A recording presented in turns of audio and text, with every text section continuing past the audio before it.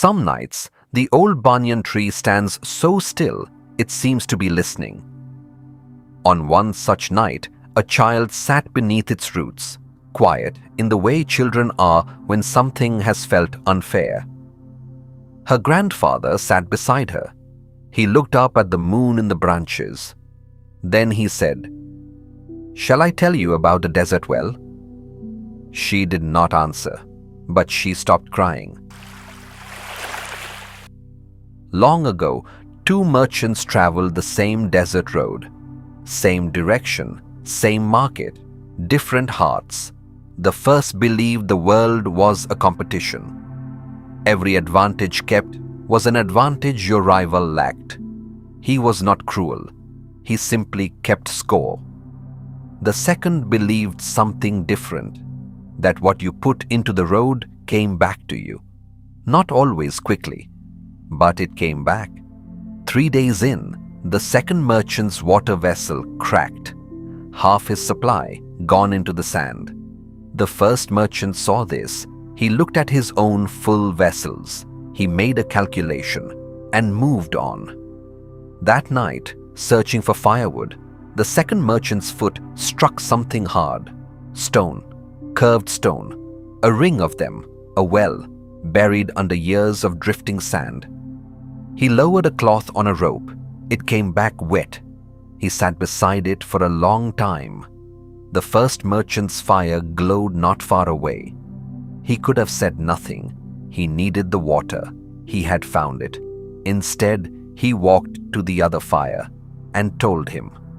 The first merchant stared at him. Something moved across his face, almost embarrassment. Then it was gone. "You should have kept quiet," he said. "You could have sold that information." The second merchant smiled. "Yes," he said, "I could have," and walked back to his camp. Before leaving in the morning, the second merchant cleared the well, marked it with driftwood, and tied a strip of his own orange cloth to the top, so travelers behind them could find it. The first merchant watched, but did not help. They both reached the market. Both sold well. The first merchant, sharper in negotiation, sold slightly better. He told himself he had been right. Look out for yourself. That is how you win. He began the return journey alone. On the second night, his ox knocked over 2 water vessels in the dark.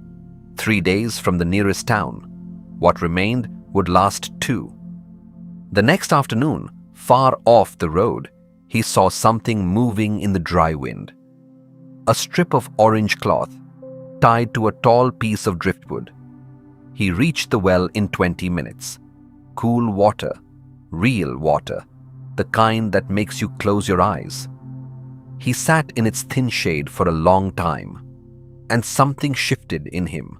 Not dramatically, just quietly, the way sand shifts when water moves through it. He reached into his pack, took out a length of his own cloth, red, not orange, and tied it below the orange strip. 2 colors now. 2 people who had stopped here. 2 people who had chosen to say, "This place is real. Come find it." The grandfather went quiet. The child was looking up through the branches now, at the moon. "Did the second merchant ever find out?" she asked.